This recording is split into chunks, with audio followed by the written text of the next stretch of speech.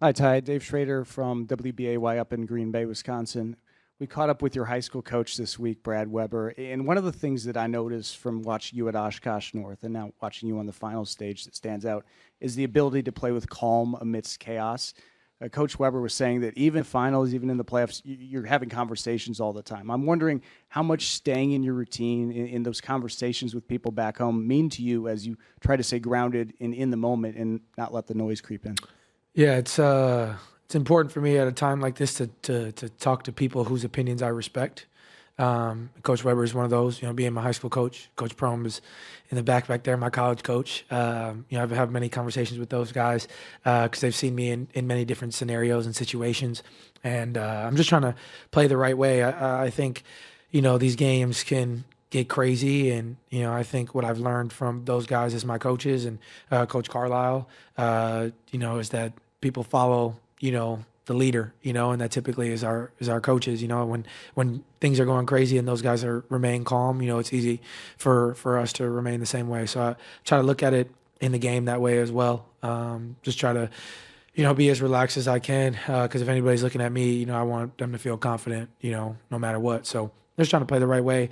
There's good games, there's bad games, but I hate to say it like this, but it is a child's game. This means the world to me, and I'm really excited to be here, and I love what I do, and I love this game. But I do think it's important that you don't overreact at any point. Just enjoy what you're doing. Second row here and left. Ty, what does Obi mean to this group? I know you had the round the back dish to him to kind of get yourself going. He has the big putback dunk late, but just the growth you've seen from him throughout the years and having him as a teammate. Yeah, Obi's been so big for us, all year, past 2 years. His energy, and when we traded for him, I had a pretty funny tweet, but I think that he consistently continues to bring pace into the game. That's what he does. When it's not going well and when it is going well, he continues to bring that pace to the game. And he's flying up the floor and you're hitting him ahead. And he did a great job today of making the right play, had a huge tip-in dunk, and those are huge energy plays for this building. And he fits so perfect with what we do. And when we traded for him, I was really excited, not only because of our personal relationship, but because of how well he can help this group. So, he's going to continue to do that. And, he was really big. Our bench was really big tonight as a whole. So we need that consistently. We preach depth. We've talked about it all year. Our second unit did a great job of being prepared today. Same row, third seat. Samson Folk with Basketball She Wrote. What's up, man? Good to see you. Yeah, likewise. Yes, sir. So you had that show on Shai where you forced to travel, and then towards the end of the game, you guys were like a trash compactor, keeping those guys in. How hard is it to set the edge and keep a guy like that bottled up? Like the ball pressure at the level of the screen was incredible. Yeah, I think with Shai, he's so good. He's so slippery, in between those gaps. It's like he splits screens that you're like, I don't know how he's doing that. And I think in game 2 specifically, if you watch a lot of my coverages, I did a poor job of being at the level. I was back, and then he could come off, and he had so much space, and now he's kind of manipulating me with in and out, or he can just split and throw through. I thought that was something we really had to clean up coming into today, and you're consistently trying to mix things up, because if you give any good player the same look over and over, it can be really tough. So, whatever it is, a show at the level, I just can't be flat. If I'm flat, there's nothing I can do with him coming downhill. So, just consistently trying to grow. And as you know, it never is always perfect. Sometimes you got to figure it out. And, I think the big thing that makes it easier is when Drew is really blowing through, those screens. And, I think more times than not, he's getting held and having to fight through. And it's the finals. It's physical basketball. But I thought he did a great job of really fighting through. And if I can just hold him for a second, give him more time to get back square, it makes things easier. So just got to do a better job of being at the level, presenting myself as much as I can. Because if I'm back, he's a really tough cover. On your right, Dan. Dan Devine, Yahoo Sports. Bennedict Mathurin, 27 points in 22 minutes. I think 5 of those 9 buckets were in the paint. I know there's been so much conversation about getting in the paint. What did he bring to you guys off the bench tonight? And, what did you see of his ability to get downhill? Yeah, I thought he just did a great job of just playing within what we do so well. You know, he did a great job of coming off handoffs, reading the pocket, you know, rising up for the mid-range. You know, this is a defense that will give that up. You know, analytically, that's not the best shot. But I thought he did a great job of hunting that, getting downhill. And what Ben does at such a high level is get to the free throw line. And in this series, we need to get free throws. We need to get to the paint. And I thought Ben did a great job of that. Our bigs were great, Miles and Obi and Pascal, of setting solid screens to allow us to really get in the pocket and make reads. And I thought he was unbelievable. I thought he did a great job in transition as well, forcing the issue, you know, getting downhill. So he just made big play after big play. And that's the great thing, you know, about the finals, the great thing about basketball. You know, when you have a team with this much depth, it can be anybody's night. And just so proud of the way that he responded, you know, tonight. And I feel like he's had a great series, honestly. And, you know, that was a big game and huge minutes for us. And it's a guy that we missed heavily last year in our run. And we can consistently talked about it, you know, all year, how important it's going to be, you know, for him to be a part of this playoff run. And you're seeing why that is. So he was a huge reason, you know, for our victory tonight. Third row on your left. Hey, Tyrese, Jake Nissy, right here. Jake Nissy from the Daily Mail. There was a point early in the first quarter you guys fell down. I think it was 15-6, quick timeout. What was kind of said during that break, and kind of how does this group, you know, keep finding the spirit to keep coming from behind in games? Yeah, I mean, the conversation was like, we got to wake up. You know, I think that was the biggest thing. We had a couple bad turnovers there. You know, we were playing a little antsy. Antsy probably is the right word. But I thought we just did a great job of responding. Like, it's the NBA. 10 points is nothing. 20 points is nothing. You know, no lead is safe. So you just got to put your head down and just one play at a time. That's what it is. One play, one quarter, whatever the case is. Try to, you know, look at it in increments that way. You know, so you can stick with it. So, you know, we didn't start the game the way we wanted to. I thought our first quarter was poor, but our second unit did a great job of giving us energy to start that second quarter, and we just rode that wave, you know, from there. So definitely got to get better starts.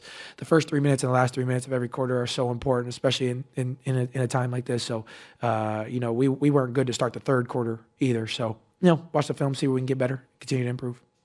All the way in the back under the camera. Tim Reynolds with the AP. With due respect to TJ, when he comes in and loses his mind the way that he likes to do, what does that mean? We know it's the impact on the crowd. We see that. What does it mean for the huddle? What does it mean in the room? What does it mean that this is a guy who's still willing to play that way? Like, he's like one of one in a lot of ways. And then obviously he did stuff tonight that's never been done off the bench in a finals game. Just what has he meant top to bottom for this group? Yeah, I think his energy is unbelievable. You guys know he's definitely a crowd favorite. I joke with him. I call him the Great White Hope. You know, he does a great job of bringing energy in this building, and I think people feed off that. And he had a couple unbelievable steals. You know, just I think in the series like this, what's so important is the margins. You know, you got to win in the margins. You know, it's not necessarily who can make the most shots or anything. It's taking care of the ball, rebounding, little things like that. And I thought he does a great job of just giving us energy plays consistently. And getting downhill and operating. I mean, nobody operates on the baseline like that guy, you know, so I thought he did a great job of consistently getting there and just making hustle play after hustle play, you know, and sticking with it. And I thought we did a great job of just feeding off of what he was doing. You know, so, you know, he's been like a big brother to me since I've gotten here. And, you know, a guy, you look at TJ McConnell and like his story is unbelievable, you know, so, you know, I just enjoy being able to play alongside him, and the energy he gives his teammates and this building is a lot of fun. Dustin and Howard, last two. I thought Furphy was the Great White Hope again. Well, He took it back. it's in a slow transition right now. Right, I It's see. in a slow transition. You see the energy that he gets when he comes in the game, too. Yeah, we got two Great White Hopes currently. That's true. Okay. You obviously talked in between game 2 and game 3 about the importance of just mixing things up, playing off the pitch a little bit more. Just what did you like about just the way you attacked their defense, the way you were able to get the ball in the paint and get yourself some sort of downhill rhythm in this game? Yeah, I think we did a great job of just playing off the pitch, off handoffs, screening, all those things. I thought we did a great job of. This is a defense that you can't consistently give them the same look. You know, if you try to hold the ball and call for screens, like they just crawl into you and then they, you know, pack the paint, and it's It's not easy. It's really tough. That's why they're, such a historical defense. They do such a great job of that. So you got to just continue to give them different looks, as much as you can. So, I thought we did a great job of just playing and continuing to play random basketball. And there's no, against a team like this, there's not really play calls. You just got to play. So, I thought we did a great job of responding. Now we got to watch the film, see where we can get better. Still room for improvement. We got adjustments to make. They got adjustments to make. But, just got to consistently play, pace after random basketball, and good things happen. So, I thought we did a great job of doing that tonight. Howard, last one. Howard Beck from The Ringer. Tyrese, you impact the game a lot of different ways, not just scoring, obviously, but when you don't score, there is sometimes some chatter. How cognizant were you of that chatter the last couple of days? Was it a conversation you had with coaches at all? And how do you go about kind of calibrating that balance between the playmaking and scoring in general?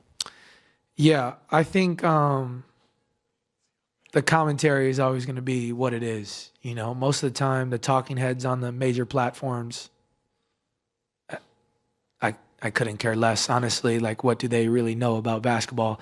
But I think as a group, and watching film myself, seeing where I can get better is important. And, I mean, at a time like this, I'm not really on social media as much. I try to stay off it as much as I can, but you see it, and ESPN might be on in my house, and there it is, and it is what it is. But I think just seeing where I can be better is the most important thing, and having that reflection with myself. I talk a lot, obviously, with my trainer Drew and Coach Carlisle and all those guys, and it's a constant conversation of seeing where I can get better. There was adjustments that had to be made coming into today for me, and I thought I did a better job at that. And I'll watch film again and see where I can get better, but. I think there's going to be ebbs and flows. I'm never going to be, super great and shoot so many shots every game consistently. There's going to be games where I don't. And, I got to be able to find the right balance between the two, but, I mean, I think it's experience is the best way that I can learn from it. So seeing where I could be better is important through the first two games, and just trying to be better today, taking what the defense gives me, trying to play the right way, and watch film, see where I can get better, and be ready to go for game 4. But the commentary is what it is at this point. It doesn't matter. We're here in the NBA Finals, 2 wins away from an NBA championship. So, just got to stay with it, put my head down, keep working. And as a group, we just got to keep learning from our mistakes, seeing where we can get better, and take it a day at a time.